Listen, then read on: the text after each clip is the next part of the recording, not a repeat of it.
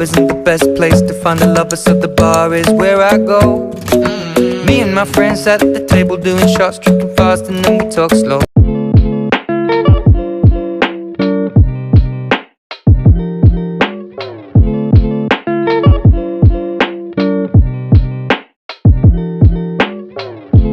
Assalamualaikum warahmatullahi wabarakatuh. Baiklah teman-teman, pada kesempatan kali ini saya akan mereview materi dari mata kuliah Manajemen Konseling Sekolah.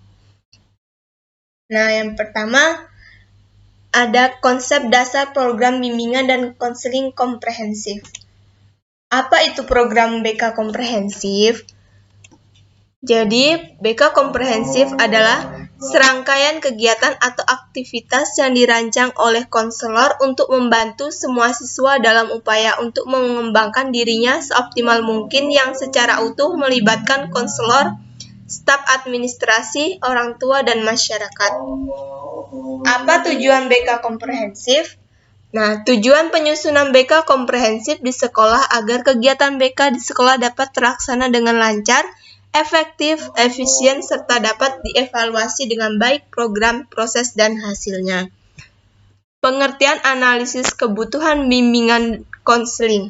Analisis kebutuhan merupakan kegiatan untuk mengumpul informasi yang mengidentifikasi faktor-faktor pendukung dan penghambat atau kesenjangan proses pelayanan untuk menetapkan media yang tepat dan relevan dalam mencapai tujuan pelayanan atau goals and objectives yang mengarah pada pencapaian tugas perkembangan. Analisis kebutuhan konseling dilakukan sebelum suatu program pelayanan bimbingan dan konseling dirancang dan dikembangkan. Pada prinsipnya, tujuan analisis kebutuhan adalah untuk mengidentifikasi topik dan media pelayanan yang tepat dan relevan. Tujuan melakukan analisis kebutuhan adalah untuk mengetahui topik-topik materi pelajaran yang benar-benar dibutuhkan peserta didik, format materi sajian yang dibutuhkan, model sajian materi pelajaran yang efektif, dan topik materi pelajaran yang tepat untuk disajikan. Selanjutnya yaitu pengertian analisis SWOT. Analisis SWOT merupakan singkatan dari strength atau kekuatan, weakness, kelemahan, opportunity, kesempatan, dan threat atau ancaman. Analisis ini pertama kali diperkenalkan oleh Albert Humphrey yang memimpin proyek riset di Stanford University.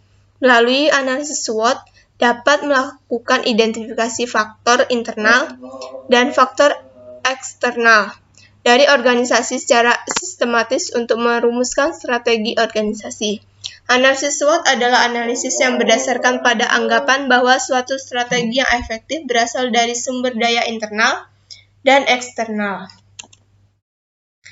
Prosedur penyusunan program BK komprehensif.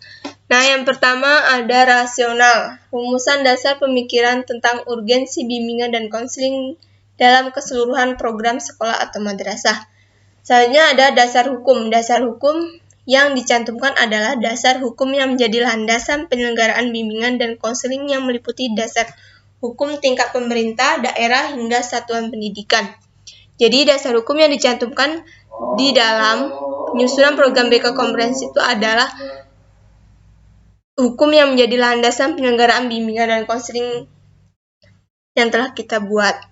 Dan selanjutnya ada visi misi. Visi merupakan gambaran yang dicita-citakan untuk diwujudkan program BK bagi konseling berdasarkan visi sekolah. Sedangkan misi merupakan tugas yang dilaksanakan dalam rangka pencapaian visi program BK bagi konseling. Selanjutnya ada deskripsi kebutuhan, rumusan hasil needs assessment, penilaian kebutuhan peserta didik dan lingkungannya ke dalam perumusan perilaku-perilaku yang diharapkan dikuasai peserta didik. Selanjutnya yaitu tujuan, rumuskan tujuan yang akan dicapai dalam bentuk perilaku yang harus dikuasai peserta didik setelah memperoleh pelayanan bimbingan dan konseling. Selanjutnya menentukan komponen program. Komponen program meliputi 1. Komponen pelayanan dasar, kedua, komponen pelayanan responsif, yang ketiga, komponen perencanaan individual, dan yang keempat, komponen dukungan sistem manajemen. Bidang layanan bimbingan dan konseling pada satuan pendidikan mencakup 4 bidang layanan yang memfasilitasi perkembangan pribadi, sosial, belajar, dan karir. Jadi, Kita tentukan bidang yang akan kita gunakan, entah itu bidang pribadi, sosial, belajar, atau karir. Rencana selanjutnya yaitu rencana operasional atau action plan. Rencana kegiatan action plan diperlukan untuk menjamin peluncuran program bimbingan dan konseling dapat dilaksanakan secara efektif dan efisien. Rencana kegiatan adalah uraian detail dari program yang menggambarkan struktur isi program. Program bimbingan dan konseling. Pengembangan tema atau topik. Tema ini merupakan rincian lanjut dari kegiatan yang sudah diidentifikasikan yang terkait dengan tugas-tugas perkembangan. Tema secara spesifik dirumuskan dalam bentuk materi untuk setiap komponen program. Tema atau topik merupakan rincian lanjut dari identifikasi deskripsi kebutuhan peserta didik atau konseli dalam aspek perkembangan pribadi, sosial, belajar, dan karir. Memetakan tema atau topik materi layanan berdasarkan program semester bimbingan konseling yang telah disusun. Sarana dan prasarana. Jadi dalam program bimbingan dan konseling ini harus ada sarana dan prasarana. Yang pertama itu ruang bimbingan dan konseling. Jadi yang pertama sekali itu harus ada ruang bimbingan dan konseling.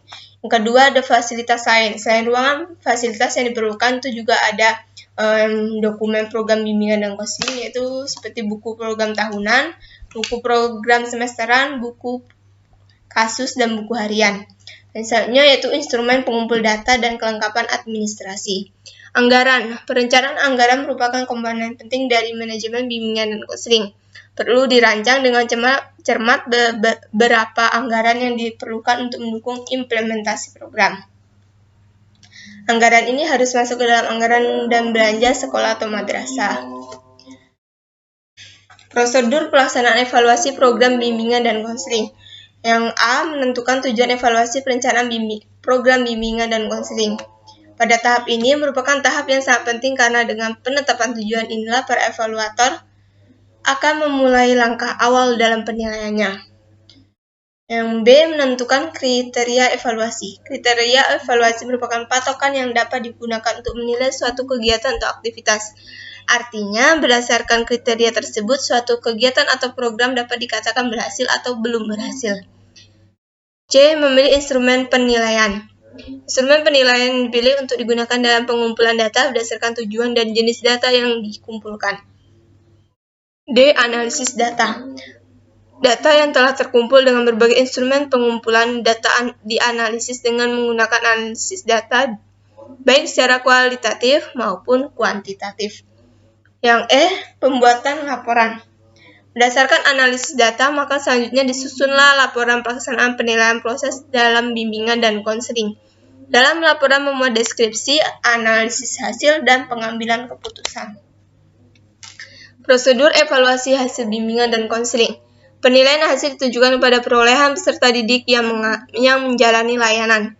Perolehan ini diorientasikan pada A. Pemahaman baru yang diperoleh melalui layanan dalam kaitannya dengan masalah yang dibahas. Yang B. Perasaan positif sebagai dampak dari proses dan materi yang diperoleh melalui layanan seperti perubahan sikap, motivasi, kebiasaan, keterampilan, keberhasilan belajar, konsep diri, kemampuan berkomunikasi, kreativitas, dan apresiasi terhadap nilai dan moral. C. Rencana kegiatan yang akan dilaksanakan oleh siswa sesudah pelaksanaan layanan dalam rangka mewujudkan upaya lebih lanjut pengentasan masalah yang dialaminya. D. Respon peserta didik, personil, sekolah, orang tua, masyarakat, dan stakeholder yang lain. E. Perubahan kemajuan peserta didik dilihat dari pencapaian tujuan layanan bimbingan dan konseling, pencapaian tugas-tugas perkembangan peserta didik, serta hasil belajar maupun pengamatan setelah peserta didik lulus untuk melanjutkan studi atau bekerja. Akuntabilitas dan bimbingan dan konseling. Berdasarkan kajian para ahli, yang dimaksud dengan akuntabilitas dalam bimbingan dan konseling adalah perwujudan kewajiban konselor sekolah untuk mempertanggungjawabkan segala tindakan berkaitan dengan kegiatan pelayanan bimbingan dan konseling. Akuntabilitas dalam bimbingan dan konseling merupakan komponen kunci untuk perlihatkan keefektifan program konseling. Tuntutan akuntabilitas memungkinkan konselor untuk memperlihatkan pada stakeholder baik dalam maupun di luar sekolah, kontribusi atau dampak tentang apa yang dilakukan konselor untuk menjawab pertanyaan. Bagaimana perbedaan yang dirasakan siswa sebagai hasil dari program konseling sekolah?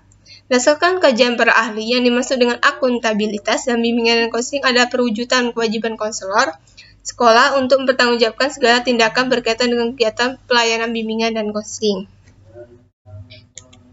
Penerapan akuntabilitas dalam bimbingan dan konseling memiliki beberapa tujuan. Young dan Kampfenberg dalam Top-Demir 2010, dalam Paulini dan Top-Demir 2013, menjelaskan bahwa akuntabilitas dilaksanakan untuk menghubungkan program konselor sekolah dengan prestasi akademik para siswa. Terkait dengan hal ini, strategi akuntabilitas dilakukan untuk A. Memantau perkembangan siswa dan mengurangi kesenjangan prestasi siswa. B. Menilai dan mengevaluasi permasalahan-permasalahan. Dan C. Menunjukkan keefektifan program konseling sekolah.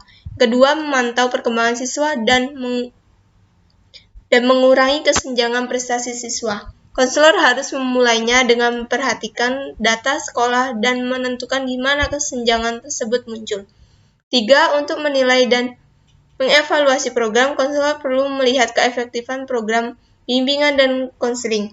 Yang keempat, untuk memperlihatkan keefektifan program konseling sekolah, konselor sekolah mengungkapkan atau mengkomunikasikan data dengan stakeholder. Hal ini dapat diasumsikan bahwa penggunaan penilaian akuntabilitas tidak hanya membantu konselor menjadi lebih efisien dan menguasai pengetahuan keterampilan profesional mereka sendiri, tetapi juga memungkinkan mereka untuk menjembatani dan mengurangi kesenjangan prestasi, menjamin keberhasilan siswa, meningkatkan praktik dan program mereka sendiri, serta meningkatkan hasil yang dicapai para siswa atau Paulini dan Top-Demir 2013.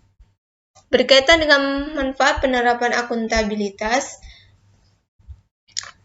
Illinois School Counselor Association 2014 memaparkan bahwa satu akuntabilitas memungkinkan konselor memiliki data spesifik untuk digunakan dalam mengidentifikasi kekuatan dan kelemahan bidang-bidang program. Informasi ini dapat digunakan untuk mengubah tujuan serta metode pelaksanaan program. Kedua, data yang diperoleh dapat digunakan untuk memperlihatkan siswa bagaimana mereka bertumbuh dan berkembang melalui program tersebut. Data juga dapat digunakan untuk mengidentifikasi bidang-bidang yang masih membutuhkan peningkatan. Ketiga, informasi yang diperoleh melalui asesmen harus disampaikan kepada semua stakeholder, termasuk siswa, orang tua, dan guru. 4. Informasi perlu disampaikan dengan orang-orang yang terlibat dalam pembuatan kebijakan dan manajemen kebijakan. Selanjutnya ada komponen akuntabilitas bimbingan dan konseling. Yang pertama, menerima tanggung jawab. Jadi dalam komponen akuntabilitas bimbingan dan konseling ini yang paling pertama adalah menerima tanggung jawab. Kedua, komunikasi. Komunikasi antara pengelola program dan stakeholder merupakan indikator penting dalam akuntabilitas. Levinson dalam Furcon dan Batrujaman 2014. Ketiga, penjelasan kepada stakeholder mengenai program.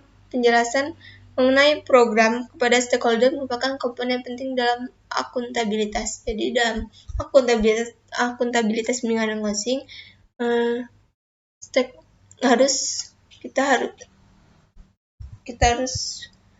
menjelaskan pada stakeholder mengenai program.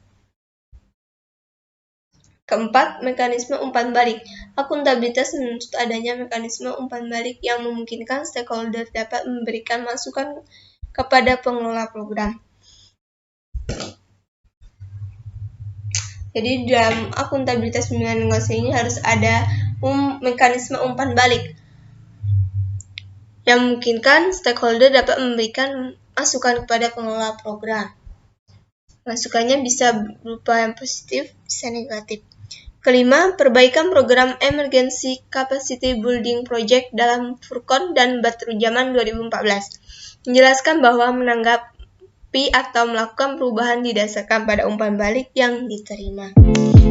Baiklah, terima kasih. Sekian dari review materi dari saya. Kurang lebihnya saya mohon maaf. Semoga dapat bermanfaat. Saya akhiri. Wassalamualaikum warahmatullahi wabarakatuh.